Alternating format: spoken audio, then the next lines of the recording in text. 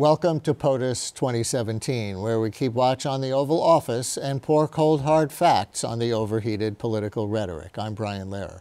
Today we turn our attention from the tweets, the palace intrigue, the investigations, to instead address the administration's austere yet optimistic 2018 budget proposal that was unveiled last week. Modestly titled, "A New Foundation for American Greatness," it makes a deep cut, or actually many deep cuts, into programs for the poor, especially medical care and nutritional support. It provides more funds for the Pentagon, less for the environment, avoids big cuts to Social Security or Medicare, as it assumes annual growth rising to a highly optimistic 3%. Presidents' budgets are always blueprints to be redrawn on Capitol Hill, but is the starting point so extreme that even a compromise will leave the nation in more debt and with a torn safety net? We'll get to that shortly.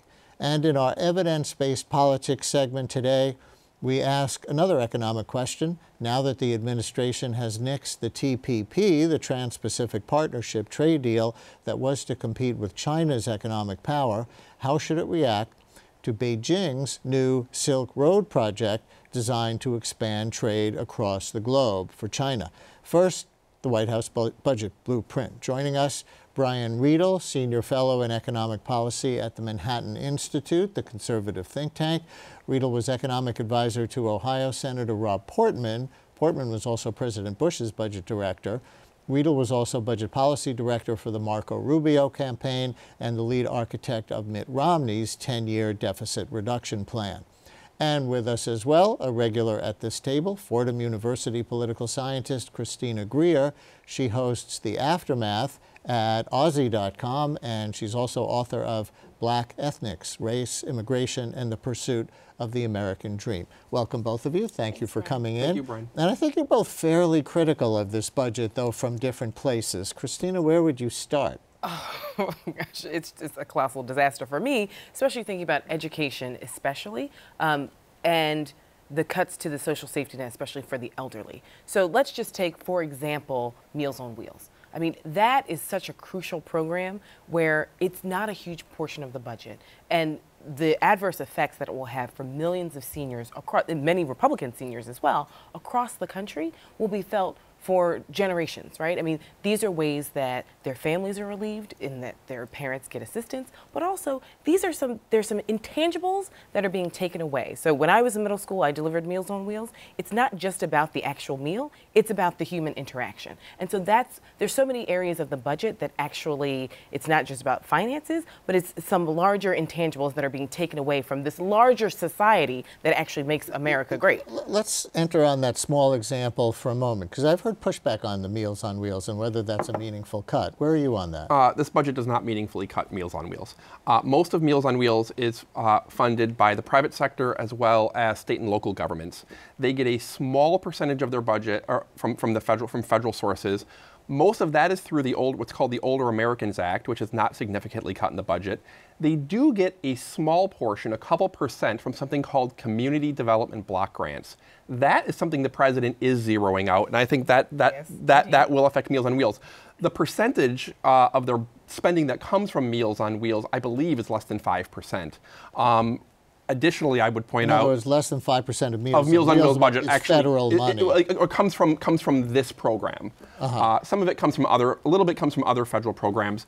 That being said, Congress isn't going to enact that cut. I think that's one of the, people say the president's budgets that are dead on arrival. This is one of the proposals that's dead on arrival. So you want to broaden out to the community development block grants as a larger thing? As those are being cut, or say privatization of the NEA and PBS. I mean, these are fundamental things, again, that many underserved families rely on for just supplemental education for their children and their families. So when we think about privatizing it, we know that we have a president who has bankrupted almost every company that he's been given, right?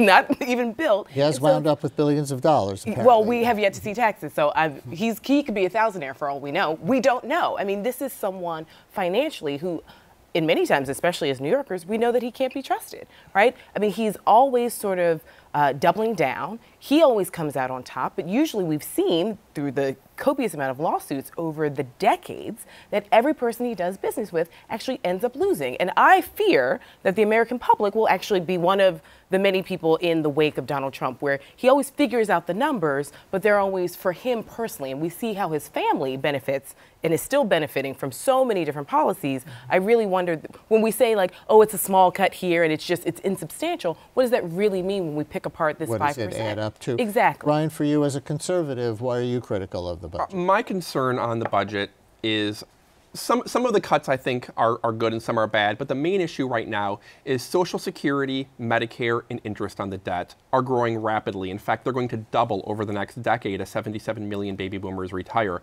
Over the long term, according to the Congressional Budget Office, they are 100% of the cause of the national debt rising from 20 trillion now to 90 trillion in 30 years. 100% of it comes from Social Security, Medicare, and interest on the debt, according to the Congressional Budget Office. What about the Pentagon?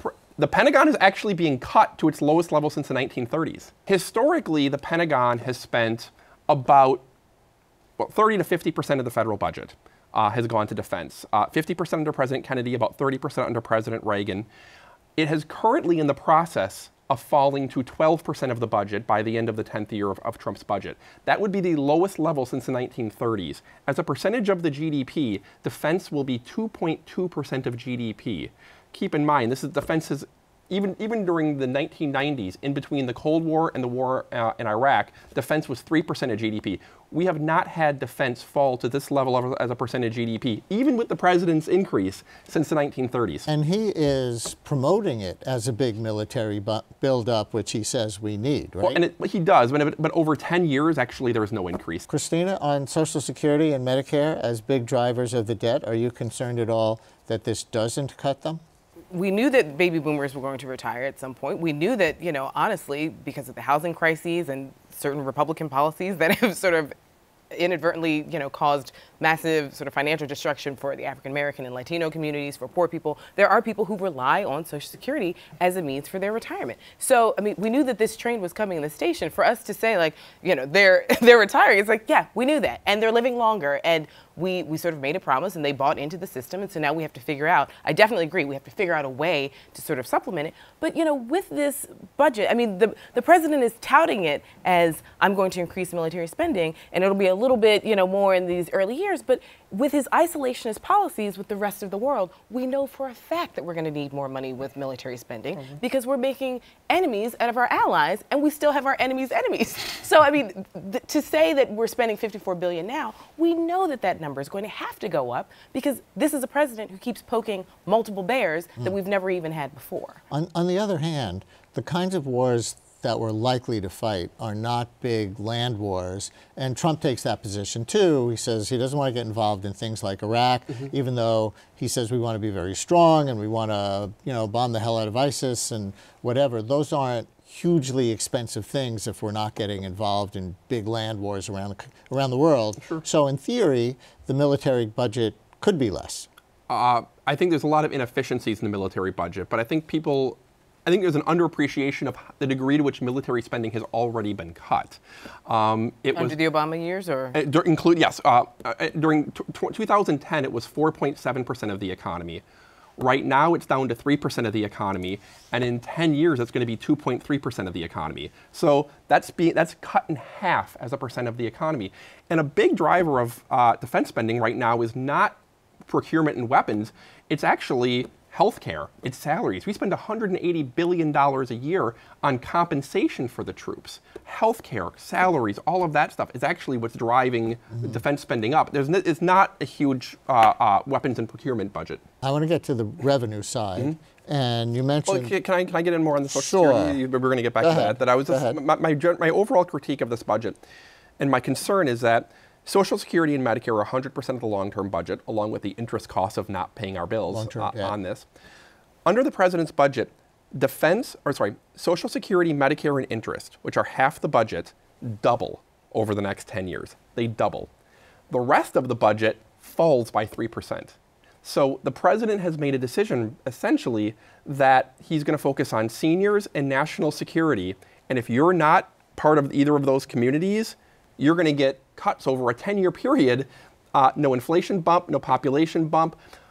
I think some of the cuts on the other side are helpful. I think some of them are unrealistic. But realistically, I think you just can't double Social Security, Medicare, and interest spending and then ask the rest to take a big cut. So, Christina, does that strike you as a problem? As somebody concerned with education, as you listed as one of your top priorities before, and cuts to education, have we reached a point, because of the aging of the population and our promises to them, that there's too much of a transfer of wealth taking place from the young to the old?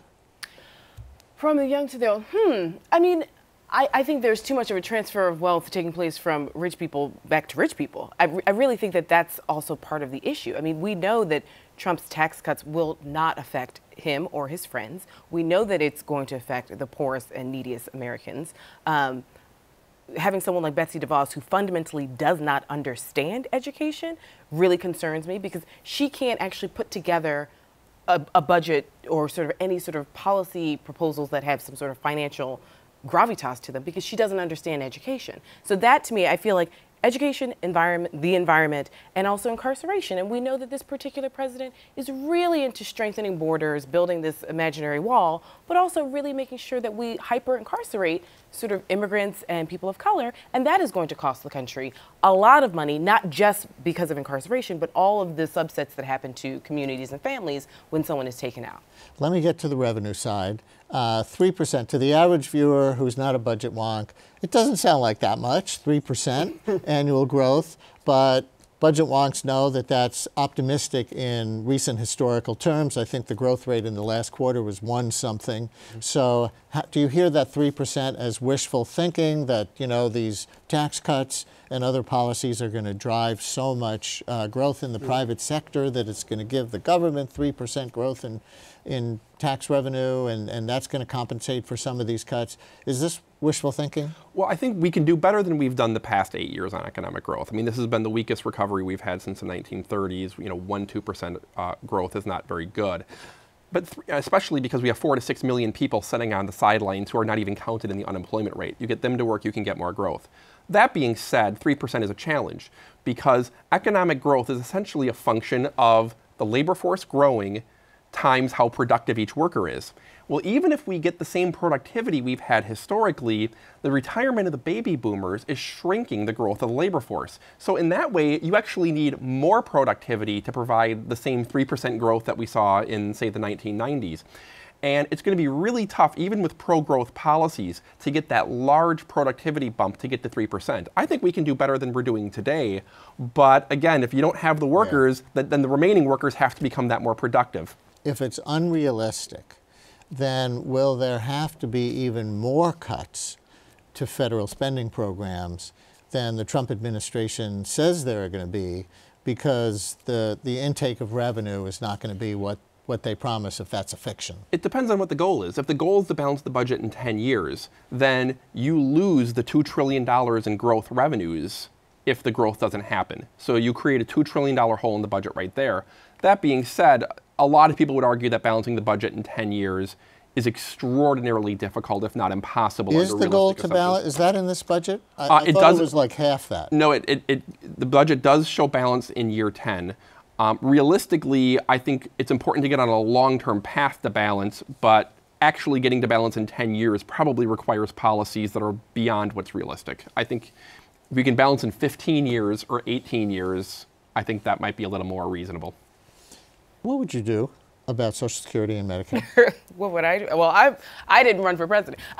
So what would I do?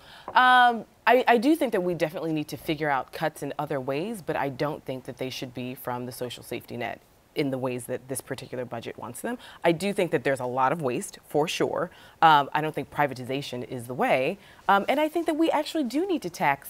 This is highly unpopular for Democrats and Republicans, but I think we need to tax people who make, above certain incomes. I mean, that is just, that to me, this is why I'm not a politician, right? I think if you make over a certain amount, you need to have a higher tax rate, and you should actually pay it and not sort of. And I think a lot of Democrats would agree with that. Is this a non-starter in your world, that the, top dollar for Social Security taxes. What is it now? 118,000 a year. 127,000. 127,000. All the money that anybody makes over that, which means the people making millions of dollars a year are only paying Social Security taxes on a small percentage of their income. The rest of us are paying Social Security taxes on, in many people's cases, all their income. Should that change to help balance that budget? No, it shouldn't, and I'll give you a few reasons. First off, it actually doesn't fix Social Security. Because if you raise the cap, people pay in more than beyond the $127,000 income. The more you pay in, the bigger benefits you get at retirement. Because Social Security is not an anti-poverty program, it's a social insurance program. And the only way to retain it as a social insurance program is to tie how much you pay in to what you get back. So if you have these people paying in 2 or 3 times as much, they're going to get 2 or 3 times as much back when they retire. And actually, according to the Social Security actuaries, does not bring solvency. Additionally, that would be a very large, that would be a 10.6 percentage point marginal tax increase for people who are already in tax brackets that are close to 50% combined state, FICA, and local. So at that point, you would have people paying 65% combined marginal tax rates. And again, you don't even save Social Security because their benefits would go up accordingly too. So I think the way to save Social Security is to adjust the eligibility age, which is currently 66, on its way to 67, maybe bump it up a year or 2 for people my age and younger. And then you help the people at the bottom by strengthening the minimum benefit while trimming the growth of benefits for the richest people. So in other words, you don't tax the rich people more, you trim the growth of their benefits a little bit. That's the more pro-growth way of doing it without hurting the low-income individuals. What about means testing Social Security? So, I mean, that's the thing. When I said we need to tax the wealthy more, I don't necessarily mean sort of tax them in the ways in which they buy into their Social Security. I mean, just full on, their income taxes and also their wealth taxes. Right. I mean, when they inherit homes and cars. But for the benefit, what about richer people not getting as big Social Security checks based on what they put in as other people? Well, I think that's a fundamental question that we need to ask ourselves. I mean, and rich is very different, right? We live in New York, DC. So, I mean, I think we need to figure out a tiered system, right? Because someone who makes $500,000 is not the same as someone who makes $1 million. Someone who makes $1 million is not the same as someone who makes $5 million. So we can figure out the ways in which, I'm not a budget director, I'll leave that to you, right? Leave it to Brian. But, the ways in which that wealthier people, maybe you contribute, but you get a very, very, very small fraction. And that may be the cost of doing business in America, right. If you're buying into this collective ideology that, We're not going to solve either the 2018 budget or the long-term debt today, but maybe we've made some progress. Christina, Brian, thank you very much. Thank you. Thanks, Brian.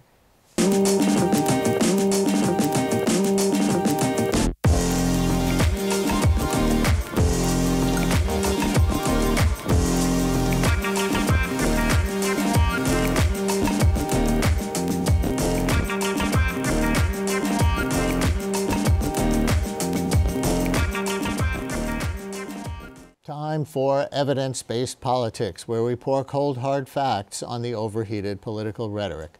During his campaign for the presidency, Donald Trump's rhetoric about China couldn't have been hotter. We have a $500 billion deficit, trade deficit with China. We're going to turn it around because we can't continue to allow China to rape our country, and that's what they're doing. It's the greatest theft in the history of the world. As president, the rape of our country and the greatest theft in the history of the world have not been such big concerns. Or was he making that up? Trump, as president, has been sweeter to China over what he called some beautiful chocolate cake at his Mar-a-Lago resort. He told President Xi Jinping that he was launching 59 missiles against Syria while they had dessert. The two presidents agreed to a deal to boost U.S. beef and gas exports to China, and it likely pleased the Chinese that Trump had nixed the TPP, the nearly completed Trans-Pacific Partnership, a pact that supporters argued would have curbed China's economic influence. But now, a new chapter. The White House will have to react to China on its own terms. It is on the verge of expanding its trade connections with something called the One Belt, One Road initiative. It's a kind of modern Silk Road, an infrastructure plan to ramp up trade between China and a ring of nations around Asia, Europe, and the Middle East. It's a totally wonderful plan that helps the whole world prosper, according to this YouTube post by the state-run China Daily.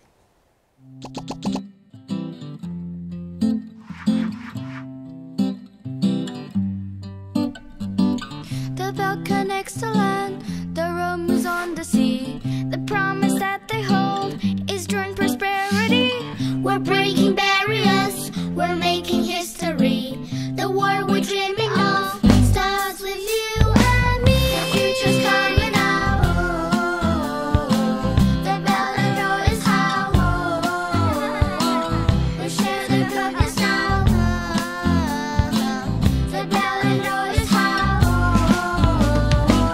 When traders open up, that's when the sharing starts. Resources changing hands and shipping out of hearts.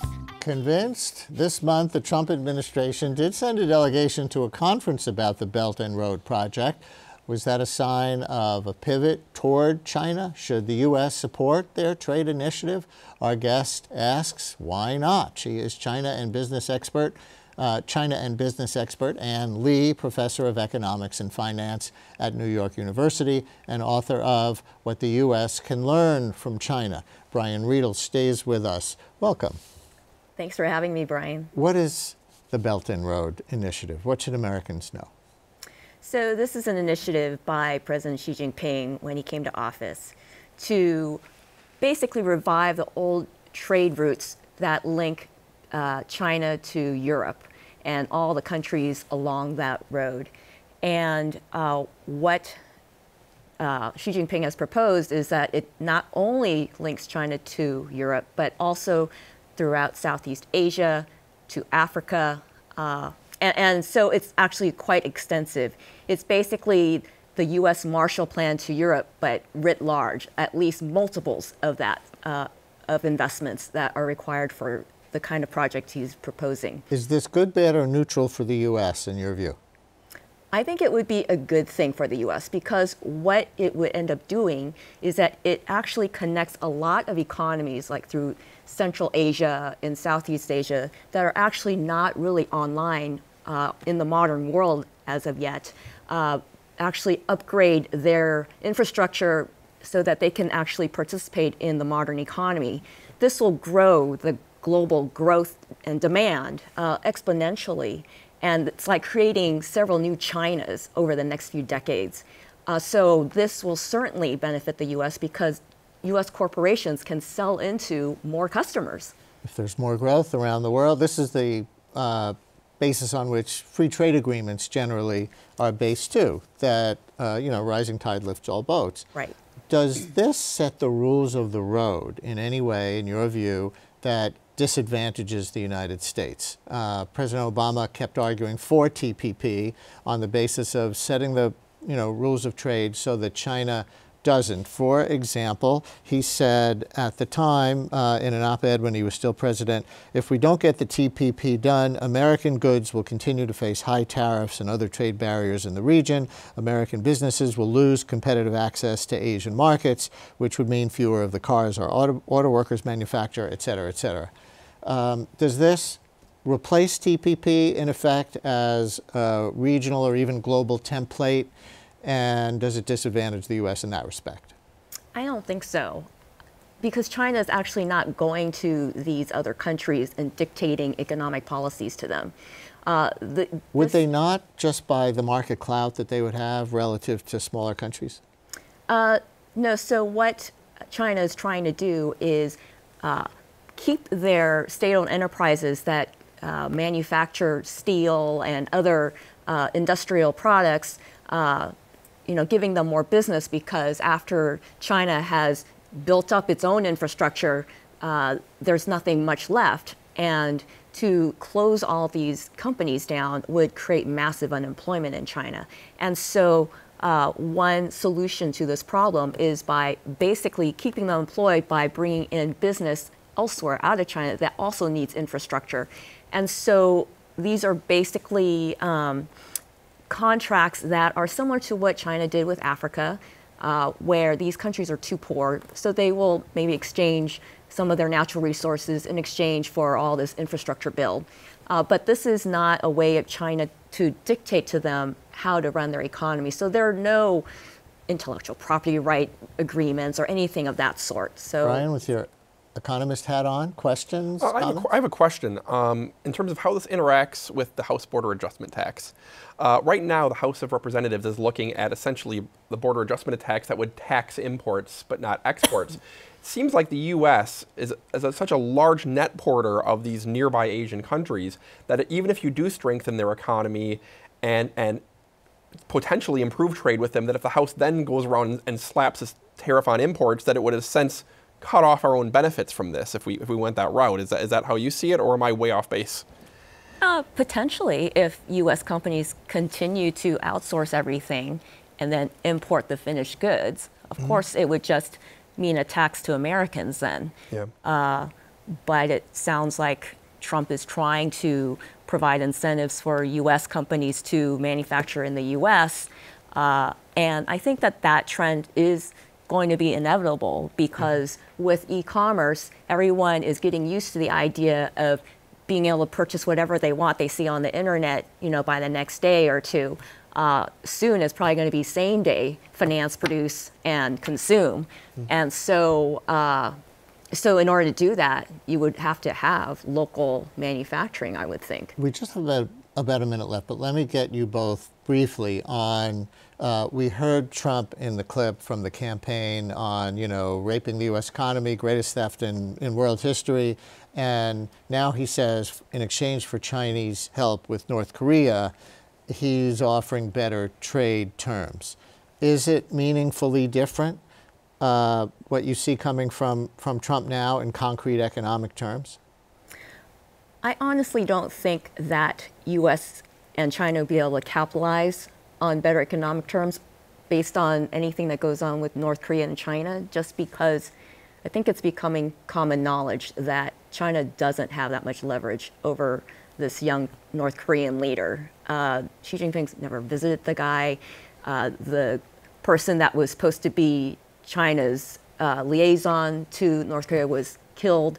So I think that it's just wishful thinking. Is he seriously trading some U.S. prosperity for U.S. security? I think the less President Trump does to start a trade war with China, the stronger the economy will be.